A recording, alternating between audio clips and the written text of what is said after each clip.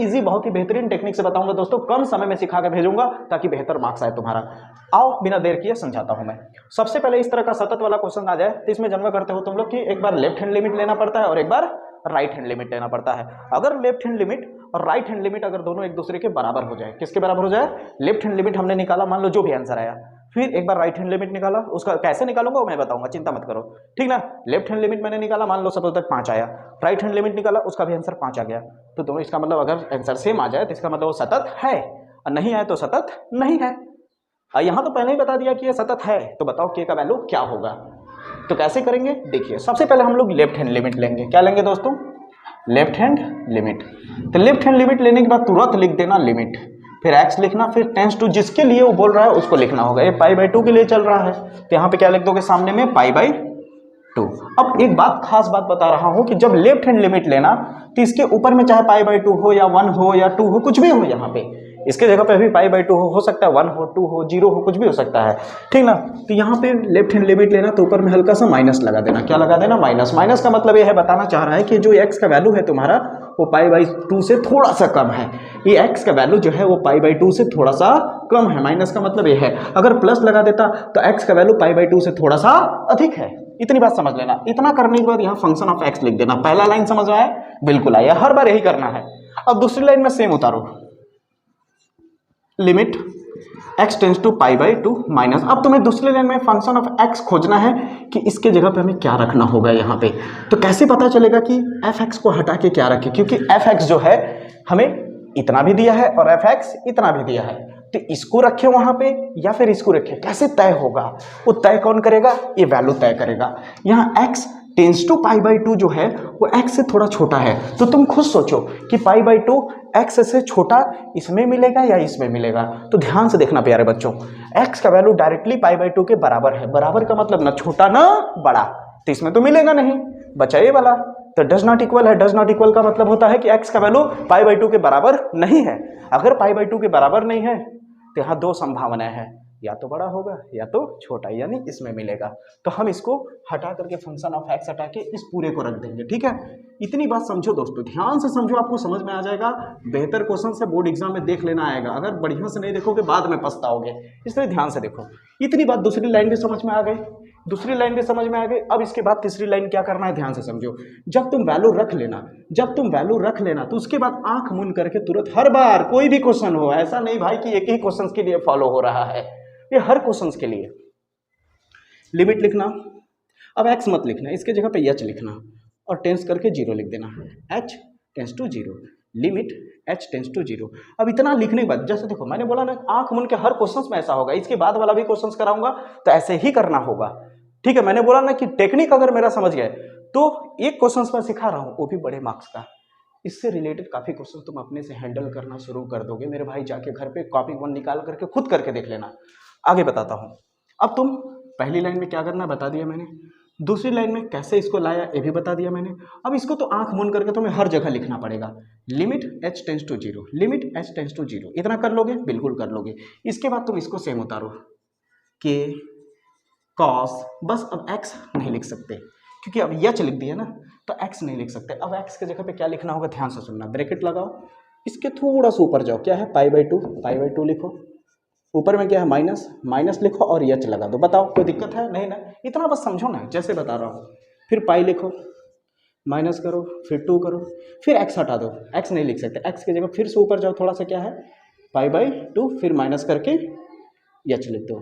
क्या कठिन है मेरे भाई, नहीं ना, बोले ना, थोड़ा सा कॉन्सेप्ट समझना पड़ता है मेरे भाई, हर जगह ऐसा होगा, हर जगह ऐसा करना पड़ेगा। अब सोचोगे एकदम दाल भात की तरह मिल जाए तो नहीं मिलेगा ना भाई, 12th का मैथ है, ठीक है। अब देखो k इंटू कॉस, अब जो कह रहा हूँ समझिए, ये π/2 है, क्या है π/2, π/2 का मतलब होता है 90 डिग्री, क्या होता है 90 डिग्री। तो कॉस 90 माइनस थीटा बराबर क्या होता है साइन थीटा, तो इसको हटा के क्या लिख सकते हो साइन थीटा, यानी साइन h पाई। अब ध्यान से देखना, माइनस 2 का अंदर गुणा करो तो क्या हो जाएगा 2π/2, माइनस माइनस प्लस हो जाएगा, और 2 का अंदर गुणा होगा तो इसके साथ भी तो होगा ना, इस 2 का इससे भी, इस 2 का इससे भी, तो 2h हो जाएगा। 2 से 2 कट गया, ध्यान से समझना।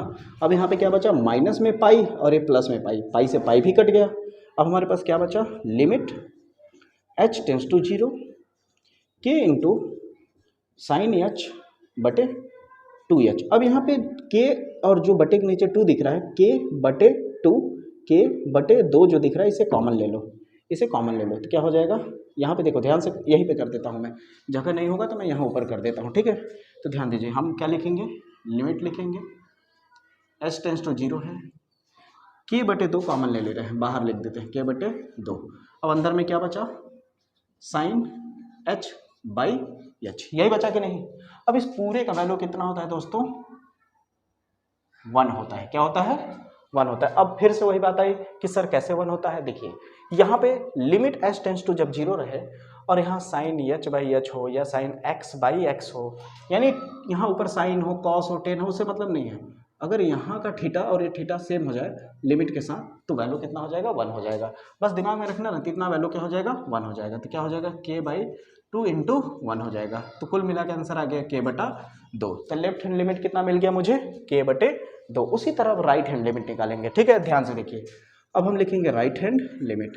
राइट हैंड लिमिट में फिर वही बोला ना, पहला अक्षर हम सेम उतारेंगे, लिमिट x लिखेंगे टेंस टू पाई बाई 2 करेंगे। अब राइट हैंड है तो यहाँ क्या लगा देंगे, प्लस लगा देंगे, फंक्शन ऑफ x लगाएंगे, फिर दूसरे में सेम उतारेंगे।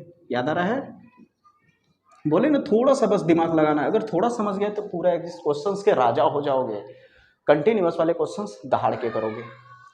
अब यहाँ प्लस है, प्लस लिखना है।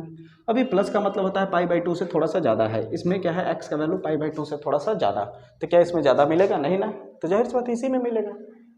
तो फिर से वही लिखेंगे, इसको फंक्शन ऑफ x हटा करके क्या करेंगे, दूसरे लाइन में इसको हटाना पड़ता है ना, तो क्या हो जाएगा, k cos x by pi minus 2x। ठीक है दोस्तों, अब इसकी बात क्या करेंगे, बोले थे तीसरे लाइन में आंख मुंद करके तुरंत क्या लिख देंगे, यच। अब इसको यच के रूप में लिखिए, limit h tends to 0 k into cos.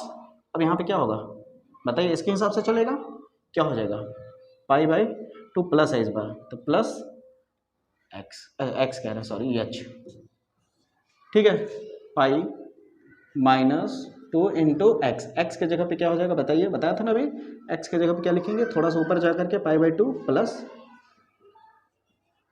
और नीचे में यच है तो यच। यहाँ तक समझ आया। अब इसको सॉल्व करते हैं फिर से, तो आ जाएगा लिमिट h टेंस टू 0 के cos 90 प्लस थीटा। इस बार cos 90 प्लस थीटा है, cos 90 प्लस थीटा का वैल्यू क्या होता है, माइनस साइन थीटा होता है। क्या होता है, माइनस का साइन थीटा। तो थीटा की जगह यच है तो यच लग जाएगा, बटा पाई, फिर से वही 2 अंदर गुणा होगा तो क्या हो जाएगा, डायरेक्ट लिखता हूँ, देखिए 2 से 2 कट जाएगा, ध्यान से समझिए, फिर से माइनस 2 पाई बाई 2, फिर कर देता हूँ प्लस माइनस माइनस, 2 का एच से होगा तो क्या हो जाएगा 2h, 2 से 2 कैंसिल हो जाएगा, पाई से पाई कट जाएगा प्लस माइनस में। ठीक है, अब हमारे पास क्या बचा है, इसको यहाँ पे कर रहा हूँ मैं, तो हमारे पास है limit h tends to 0 minus K sine h बटा माइनस 2h बचा है, बचा कि नहीं दोस्तों। अब फिर से वही माइनस से माइनस कट जाएगा, k बटे 2 बाहर ले लेंगे कॉमन, k बटे 2 कॉमन हो जाएगा, बचा क्या, लिमिट h टेंस टू 0। यहाँ तक समझ आ रहा है कि नहीं दोस्तों। अगर यहाँ तक समझ आ रहा है तो हमारे पास क्या है, साइन h बटा h। यहाँ तक क्लियर है। फिर से वही वैल्यू आ गया है यहाँ पे, ये देखिए फिर से वही चीज आ गया, इस पूरे एक जगह पे क्या लिख देंगे, 1 लिख देंगे, क्या लिख देंगे 1। तो कुल मिलाकर हमारा वैल्यू फिर से कितना आ जाएगा, k बटे 2।